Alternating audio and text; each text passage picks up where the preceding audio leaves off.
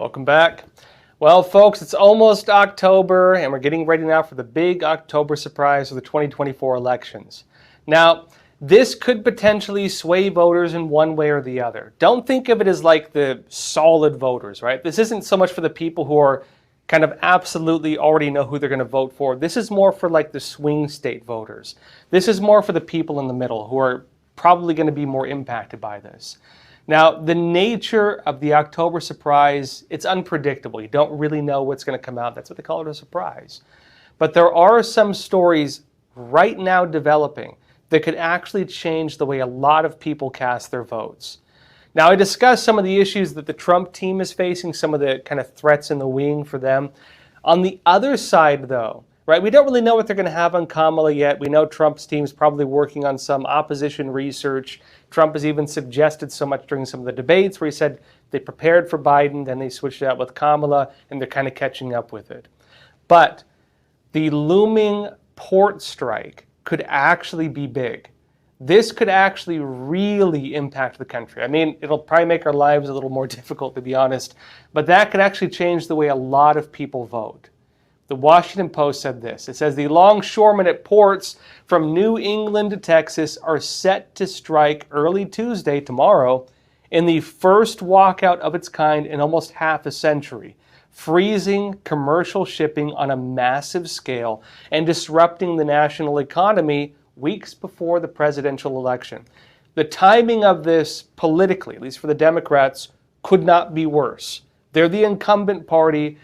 Their policies and their reaction to this will reflect on them in the elections. Now, it notes here that a strike like this would be the biggest disruption to the flow of goods in and out of the country since the height of the pandemic. Even a short-lived work stoppage would snarl shipping and create havoc in supply chains for weeks. You might remember, again, we saw this during the lockdowns during the pandemic.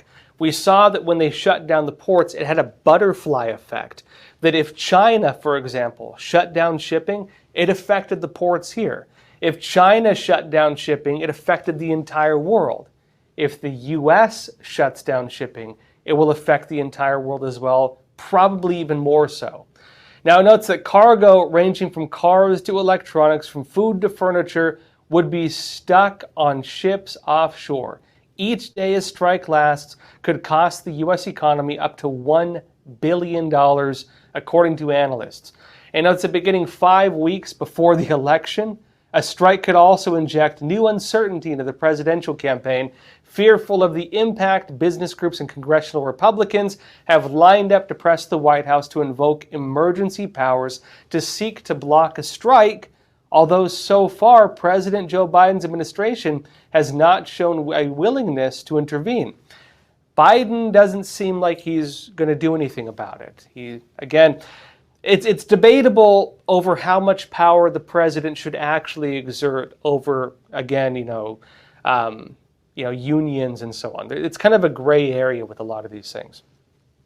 Now, given this situation, if these longshoremen actually do shut down shipping, this will have a ripple effect, because even if you do it for one day, what happens? Well, that 1 day delay creates a backlog, right? It creates kind of a buildup where everything gets held back a little bit. And again, we've covered before things like, for example, shipping on trains and shipping by trucks and so on. Once you create that disruption, it takes a while for it to go back to normal. Even if they do it for 1 day, the ripple effect of that will very likely last right into the elections. Let alone if they lock it down for like a week or 2 weeks or maybe even longer, this could have a huge impact on the supply chain. Again, it's estimated it could cost the U.S. economy billions of dollars by the end of it.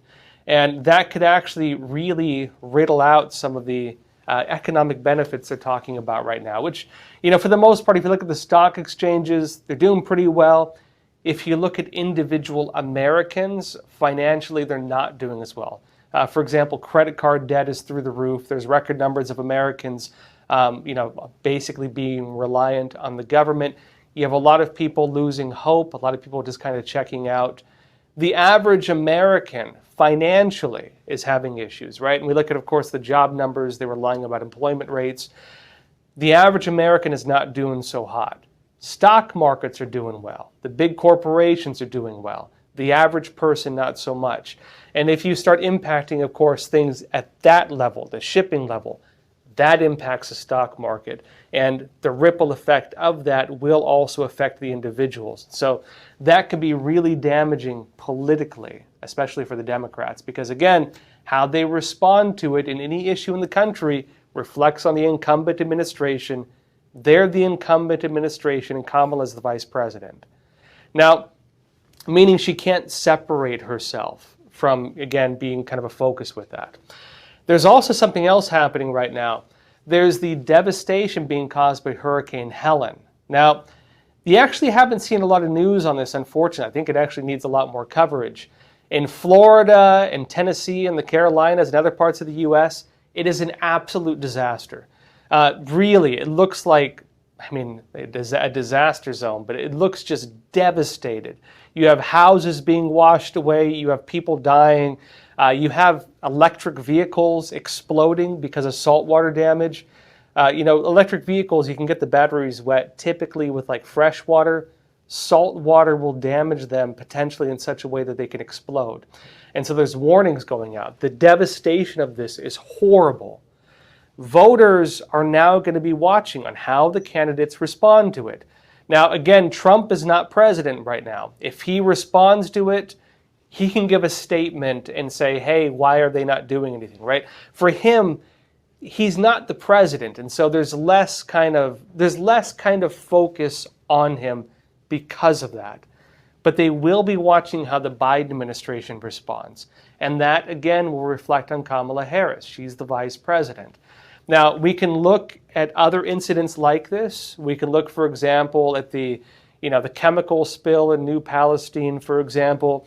We can look, for example, at the fires in Maui. We know on previous disasters in the United States, the response from the top wasn't as strong or was delayed by months. And what happens when you do that? Well, a lot of Americans say, hey, I'm suffering. I don't have food. I don't have a home. I need help. If the government doesn't respond to that in the same degree that they're helping people coming into the country illegally with mass illegal immigration, free houses, free food, free cars, everything else handed to them on a silver platter, people are going to say, why are you treating non-citizens this way, but you're treating Americans like this? That is probably going to be the narrative with this, unless the response from the government is huge. The problem is, though, this has affected multiple states. The problem is the disaster from this is actually really serious. To respond to that in such a way where you can repair things and give people a place to stay and fix things up, even with a strong government response, it would be very hard to match that. And so this very likely will impact them. Now, according to AP, the death toll from Hurricane Helen has risen to 91 people as of this morning. More than 2 million homeowners and other utility customers were still without power as of last night. Now, it says this, quote, it says North Carolina Governor Roy Cooper predicted the toll would rise as rescuers and other emergency workers reached areas isolated by collapsed roads, failing infrastructure, and widespread flooding. The damage here, now look, the way disasters work, you really can't go in and start fixing things or even fully rescuing people until after the initial kind of disaster. And then there's the residual disaster. Things are flooded and so on. They're not going to be able to start rebuilding from this, probably at least until after the elections. You might have some rebuilding. Some of it may be taking place, like in November. But between now and then, anything short of a very, very large government response will impact the elections. Now, the damage from that, I think, has already been done, right? It's already a disaster. It already happened. We're now waiting to see how Trump responds and how Kamala responds. Although, again, given that the Democrats are the incumbents, the focus is going to be on the government response. And because they are the incumbents, how they respond to it will reflect on the campaign. This is going to be one of the bigger things impacting the way people vote. Now look, one of the key narratives from Trump is that this represents the interests of American citizens, right? Trump's whole political narrative is basically the people of America. They call him a nationalist because of this.